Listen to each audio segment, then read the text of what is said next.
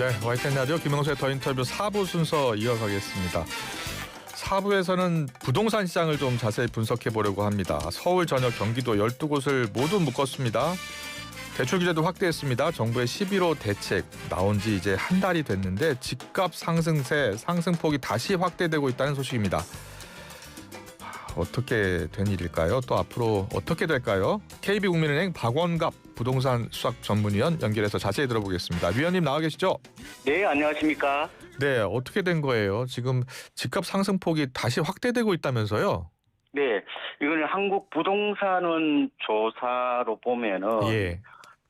지난주 11월 셋째 주 그 통계인데요. 네. 서울 아파트 평균 매매 가격이 뭐 직전 대비해서 0.2% 정도 예. 오른 거로 나타나고 그동안에 약간 좀 아까 말씀하신 것처럼 정체 상태였는데 예. 이번 주 들어서 다시 반등세로 돌아섰고 그 상승률이 좀 커지고 있다는 건데요. 그런데 예. 이걸 너무 일반화하기는 조금 어려울 것 같아요. 그래요? 왜냐하면 예. KB 시세는 예. 약간 이렇게 상승률이 둔화되고 있거든요. 아, 그래서 그래요? 통계가 좀 달라요. 어쨌든 예. 그런데 공식적인 국가 통계가 한국 부동산은 발표니까 이걸 먼저 봐야 되겠죠. 하지만 지금 생각보다 시장의 맷집이 세다 이렇게도 볼 수가 있을 것 같습니다. 그래요. 자, 그러면 한국부동산원 조사 결과 자세히 분석을 해보고 KB부동산 결과도 좀 물어볼게요. 네. 자, 먼저 그러면 한국부동산원 조사를 보니까요. 네. 송파구, 용산구 상승률이 서울 전체에서 1, 2위를 차지했다고 해요. 구별로는 어떻게 나타나고 있는 거예요? 예. 이쪽에서 이제 수요자들이 많이 이제 몰리고 있다 이렇게 보시면 될 것 같고요. 예. 지금 뭐 말씀하신 것처럼 송파구가 이 주간 단위로 0.53이면 굉장히 높은 겁니다. 예. 그리고 이제 성동구나 용산구도 0.4%대, 양천 뭐 동작은 0.3. 그다음에 강남구하고 서초구도 0.2 정도 되거든요. 예. 이게. 그러면은 제법 높은 거예요, 이게. 아. 그래서 이제 특히 이제 시장을 주도하는 이 송파나 용산 이런 곳들이 말하자면은 이런 한강벨트이면서 네. 약간 이게 이제 그 시장을 약간 이끌어가는 랜드마크 지역이라고도 볼 수가 있거든요. 그래요. 예. 이 지역에서 지금 오르는 게 조금은 이제 불안하다 이런 얘기를 하는 건데. 네. 근데 제 생각에서 그러면 왜 이런 현상이 나타났을까? 네. 이게 제 생각에는 이제 도심에서 이제 토지를 지정하잖아요. 예. 예. 그러면은 분명한 것은 거래는 이제 줄어들기 마련이에요. 네. 그런데 이 가격은 안 떨어져요. 과거에도 그랬고, 아. 뭐 제자리나 뭐 오히려 오르는 경우가 많은데 사실상 이제 이 토지거래 허가구역은 주식으로 따지면은 서치 브레이크예요. 예. 살지 말라는 거죠. 팔지도 말고. 그런데 이제 어떻게 보면은 이게 살려는 사람도 줄지만 예. 팔려는 사람도 줄거든요. 왜냐하면은 전세기가 못 파니까요. 예. 이러다 보니까 이제 거래가 줄어드니까 작은 어떤 그런 수급 불균형만으로도 가격이 이제 크게 변화하는 어떤 그런 특성이 있는 것 같고, 예. 여전히 이제 공급 부족에 대한 어떤 불안 심리, 그 다음에 요새 통화량이 좀 많이 늘고 있어요. 네. 그런 이제 통화량 증가도 좀 일부 영향을 미치고 있지 않나요? 그래요. 무주택자들의 불안 심리가 여전하다 이렇게도 볼 수가 있을 것 같습니다. 근데 정부가 이번에 대책을 내놓으면서 대출 규제도 확대했잖아요. 예. 그 15억 이하는 6억까지 대출을 받을 수 있지만 네. 뭐 20억, 25억 갈수록 이제 4억, 2억 이렇게 대출을 줄였잖아요. 예. 그런데 지금 오른 지역을 보면 비싼 지역이에요. 송파구, 용산구, 뭐 강남구요. 네. 이런 데 집값이 오르고 있는 것은 대출을 받지 않아도 사는 사람들이 이렇게 많다는 거예요? 그렇죠. 이제 고소득 맞벌이 부부들이 어떻게 보면은 상급지 갈아타기를 많이 하는 것 같다. 네. 이게 시장의 트렌드거든요, 지금. 그래서 보면은 외곽 지역이 별로 안 올라요. 예. 그죠. 이게 이제 어떻게 보면 과거 같으면 어때요? 풍선 효과가 나타났단 말이죠. 예. 근데 지금 풍선 효과가 나타나고 있긴 하지만 음. 강한 풍선 효과가 아니라 약한 풍선 효과라고 보면 될 것 같아요. 그래요. 지금 보니까 노원구가 0.06%, 도봉구가 0.05%, 강북구 0.02%. 그러니까 뭐 송파나 용산 이런 데는 0.53%씩 오르는데 네. 갈수록 벌어지는 거예요? 그렇죠. 음. 아무래도 이제 그 직장이나 이런 데 있잖아요. 예. 이런 데서 가까운 곳에 이제 집을 거주 목적으로 이렇게 사는 경우가 많아요. 예. 과거에는 이제 갭 투자를 많이 했잖아요. 네. 뭐 어차피 내가 그러면 강남에 살고 있는 사람이 뭐 집값도 싸니까 예. 그리고 전세가 비율도 옛날에는 높았는데 지금 뚝 떨어졌어요. 지금 51%밖에 안 돼 서울에서. 아, 그래요? 돈이 많이 들어가니까 예. 일단은 두 채를 살려고 그러지 않아요. 특히 두 채를 사버리면은 지금 서울 전역하고 경기 남부 두 곳이 지금 토지거래 허가구역이면서 조정대상 지역으로 묶였거든요. 예. 그럼 취득세가 8%예요. 그래서 엄두를 못 내는 거죠. 그래서 지금 어떻게 보면은 이번 대책 이후에 똘똘한 한 채 현상이 더 심해지고 있는 어떤 그런 측면들은 있지 않느냐 이렇게 보고 있습니다. 그래요. 이 대책이 처음 나왔을 때 이 네. 토지거래 허가 구역이 크게 확대됐잖아요. 네. 그래서 기존에 있었던 토지거래 허가 구역이 최대 수혜 지역이다라고 했었잖아요. 그렇죠. 그런 얘기가 나오는 거죠. 네. 그런데 지금 보니까 실제로 그런 부동산 전문가들의 이야기가 맞아 들어가고 있는 것 같아요. 네, 맞습니다. 그러니까 이제 지난 12, 15 대책이 이제 어떻게 보면 두 가지 카드잖아요. 예. 이제 토지에 뭐 어떻게 보면 전면 확대하고 네. 그다음에 이제 비싼 집을 살 때에 대출 안 해준다는 거죠. 예. 차등화하는 건데 어떻게 보면은 대출 하나만 본다면 어때요? 강남 집값이 오히려 떨어지든지 그래야 되잖아요, 그죠? 예. 예. 근데 그보다 더 영향을 많이 미친 게 제 생각에는 아마 토지가 아닌가. 그런데 강남은 뭐 어차피 기존에도 토지로 지정이 되어서 네. 그죠? 예. 어떻게 보면 그거는 이제 영향이 없다고 보면 되죠. 그래요. 예. 가뜩이나 트렌드는 아까 말씀드린 것처럼 외곽의 갭 투자보다 어떻게 보면 상급지 갈아타기나 똘똘한 한 채가 시장 흐름을 어떻게 보면 주도하는 그런 상황이었는데 예. 그 흐름이 어떻게 보면은 약간 더 공고하게 된 게 아닌가 그런 생각도 듭니다. 더 공고화된 것 같다. 예. 정부가 처음에 이 대책 10월 15일 날 대책 내놓을 때 풍선 효과를 사전에 미리 차단하는 효과도 거둘려 하고 있다라고 했잖아요. 네. 그런데 보니까 그때 좀 제외됐었던 지역이 있었어요. 구리나 화성이요. 집값 상승률 보니까 구리가 0.33% 올랐고 이번에 나온 건 0.24%. 상승폭은 줄였지만 다른 지역보다 많이 올랐어요. 근데 풍선 효과가 그 정도까지는 세지는 않는 것 같아요. 아까 말씀드린 것처럼. 예. 화성시가 지금 지난주에 0.36%인데요. 예. 근데 의왕시가 새로 지정이 됐죠. 토지로. 그건 0.38%예요. 와.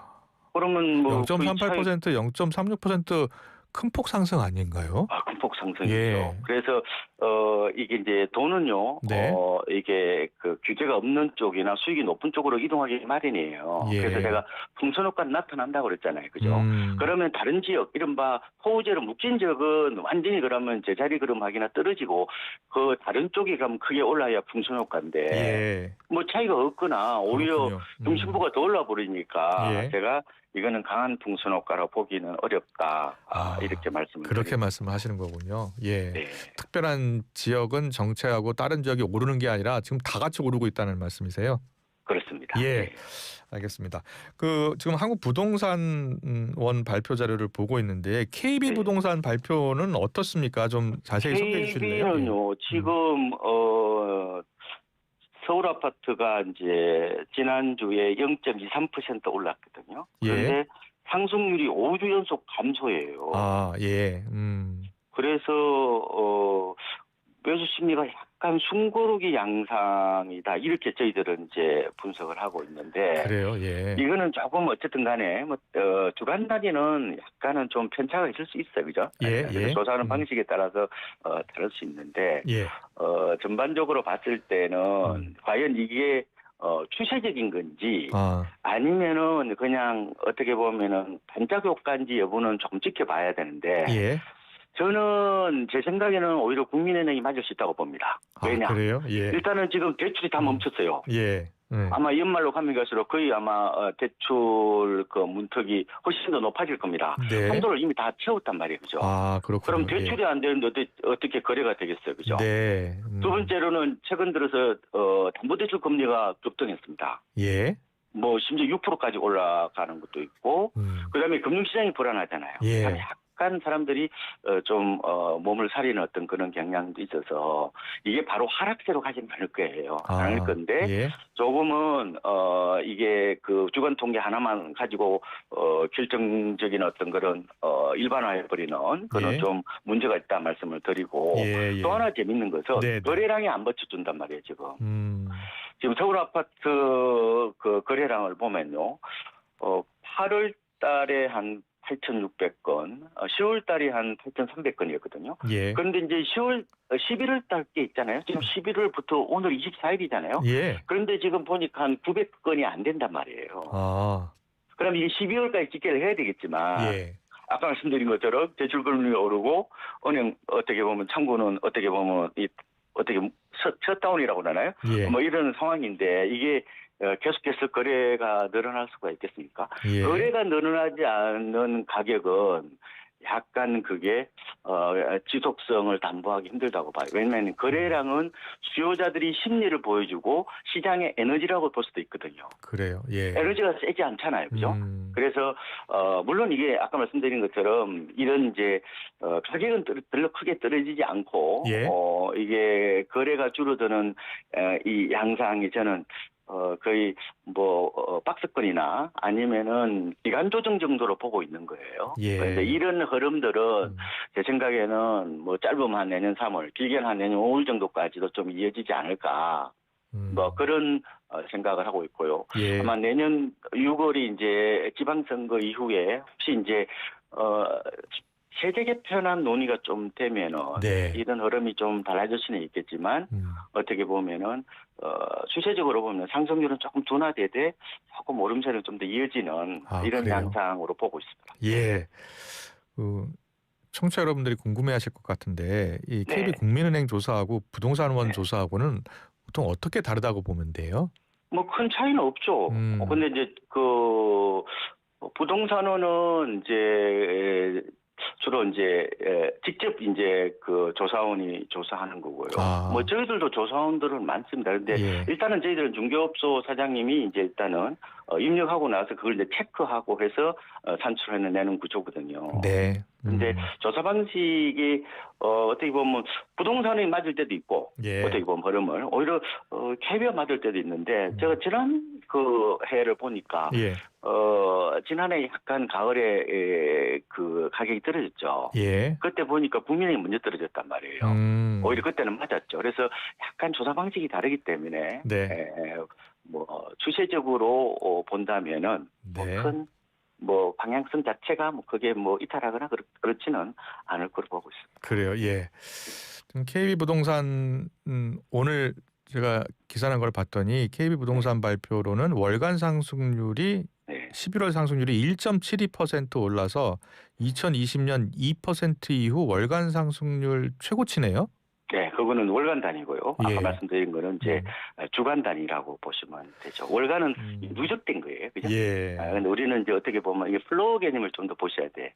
주간 단위 흐름을 좀 더 보시는 게 맞을 거예요. 왜냐하면 월간은 이미 어떻게 보면 지난 일이잖아요. 네. 자, 그러면 네. 자. 지금 정부의 대책은 최선의 대책입니까? 정부가 놓치고 있었던 건 없었던 건가요? 집값 상승은 일단 이어지고 있어서요. 그렇죠. 근데 우리가 이제 생각을 해보실게요. 예. 지금 집값을 잡는다는 개념 자체가 저는 어떻게 보면 시대하고 안 맞다고 봐요.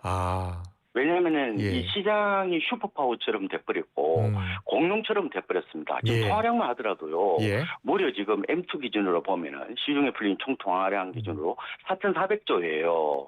우리가 이제 종부세라는 개념이 언제 나왔냐면은 2005년 8.31 때 나왔죠. 네. 그때 1,000조였다니까요. 그래요. 예. 예, 그러면 그만큼 지금 시장에 아까 말씀드린 맷집이 돈이 세졌고 많이 풀려 있군요. 부동산 화폐 현상이 어떻게 보면 그죠? 예. 그리고 이제 공급 부족에 대한 불안심도 있는 것 같고 예. 또 주식 시장이 뭐 최근에 좀 안 좋지만 그래도 많이 올랐잖아요. 예. 그래서 음. 주식 시장하고 아파트 시장, 특히 서울 아파트 시장 간의 관계가 상관계수로 보면은 네. 한 0.87 정도 나옵니다. 그래요. 예. 그래서 어떻게 보면 방향성이 같다고 보면 되는데 예. 문제는 그래서 이게 주식을 잡는다는 얘기는 안 하잖아요, 그죠? 네. 그래서 집값은 안정되는 게 좋죠, 당연히. 그런데 예. 우리가 이 당위적인 어떤 목표하고 시장은 좀 다를 수가 있는데 우리 이렇게 보셔야 돼. 어떻게 보면 정부 목표를 예. 집값 잡는다기보다는 변동성을 완화하는 쪽으로 생각하셔야 돼. 그래서 그렇군요. 뭐 10% 예. 오를 걸 한 5% 정도 오르게 하는 게 어떻게 보면은 정부의 현실적인 어떤 그런 목표가 되어야 된다 이렇게 저는 보고 있죠. 근데 말씀 들어보면 그러면 실수요자들은 일단 가능하면 집을 사는 게 낫겠네요. 지금은 조금 기다리시는 게 나을 것 같은데. 지금은 기다려야 돼요? 예. 왜냐하면 아까 말씀드린 대로 이제 거래량이 줄고 대출이 문득 훨씬 높아져서 예.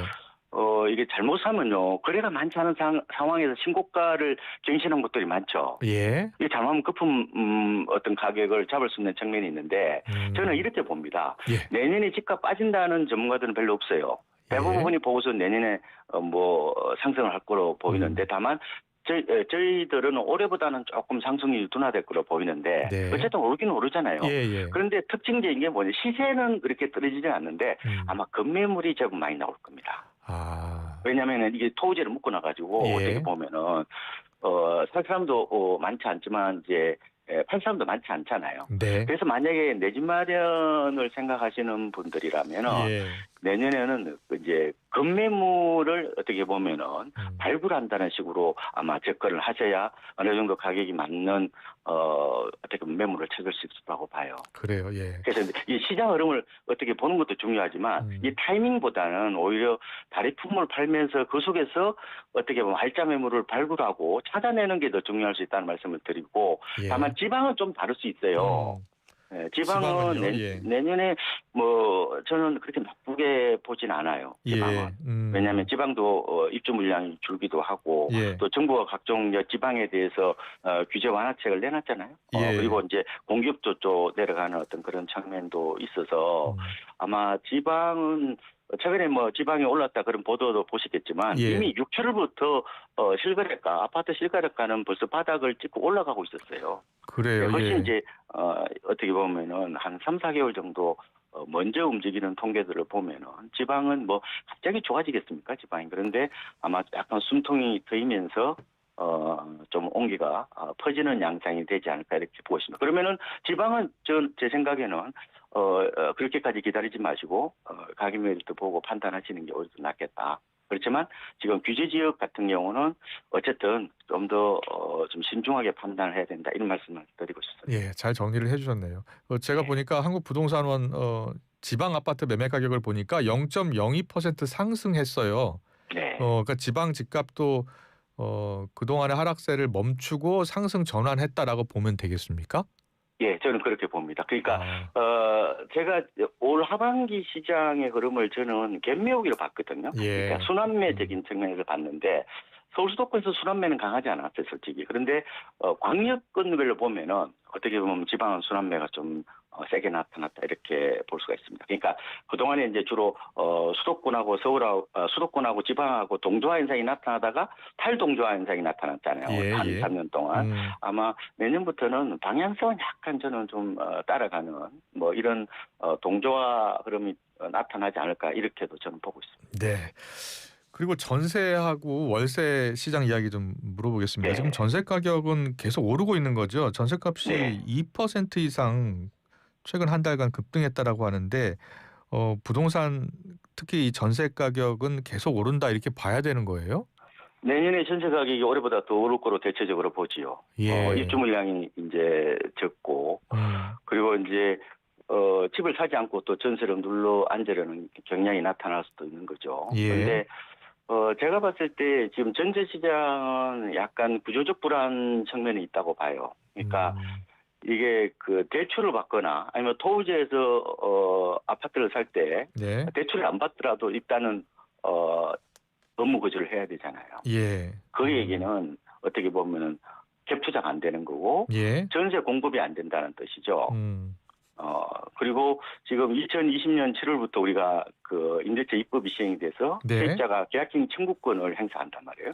그러면은 이게 전체적으로 보면은 전세 유통 매물이 줄어든다고도 볼 수 있을 것 같아요. 네. 그러면 어떻게 되면 작은 자금만으로도 전세 시장이 이제 불안정해질 측면이 있는데 그래서 아마 그런 흐름들이 지금 토지에서 좀 많이 나타나고 있더라고요. 예. 아무래도 이제 전세값이 매매보다 더 오른다는 건데. 근데 저는 지금 전세 가격이 올 들어서 계속 지금 언론에서 오른다고 그랬잖아요. 예. 근데 보면 실제로 통계를 보면은 10월까지 보면은 뭐 서울 같은 경우에도 전세값 오름폭이 매매가의 절반도 안 돼요. 아, 그래요? 그러다 보니까 전세값이 이제 뚝 떨어졌잖아요. 지금 전세값이. 예. 그래서 이렇게 보시면 될 것 같아요. 저는 이 전세값이 왜 오르느냐 여러 가지 정책 요인도 있긴 하지만 근본적으로는 매매값이 많이 올라서 그런 거예요. 매매 가격이 전세 가격을 상승 견인하는 측면이 있는 거죠. 그러다 보니까 어때요? 그러니까 전세 들어가려니까 돈이 모자라잖아요. 그럼 보증금은 이렇게 낮추고 나머지를 월세를 주는 어떤 그런 월세 현상이 나타나는데, 그러니까 전세 가격 급등과 어떻게 보면은 월세화 현상의 바로 기저에는 매매 가격 급등이 어떻게 보면은 본질적인 어떤 이유다. 저는 이렇게도 보고 있습니다. 그렇군요. 예. 지금 각 은행들이 대출 한도가 다 꽉 찼다는 거예요, 총량이. 그래서 지금 뭐 대출을 이제 줄이고 있고 내년 초에 다시 시작하는 거잖아요. 네, 맞습니다. 그럼 내년 초부터는 다시 대출이 활성화되면서 부동산 시장에도 영향을 미치겠네요. 그렇죠. 그래서 제가 아마 연말까지는 숨고르기 양상으로 보고 있는 거죠. 대체적으로 보면요.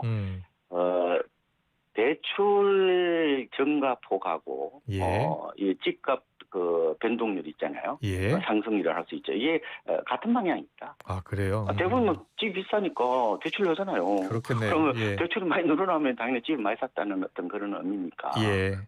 그래서 제 생각에는 아마 연말까지는 적어도 약간 숨고르기 혹은 이런 가격 조정보다는 기간 조정 쪽으로 가지 않을까 이렇게 보는 거죠. 전체적으로 하여튼간 매매 건수도 감소하고 매물도 감소하고 상승폭도 전체적으로는 이제 줄고 있다는 말씀을 해주셔서 좀 다행이고요. 집값이 빠르게 안정을 더 찾았으면 좋겠어요.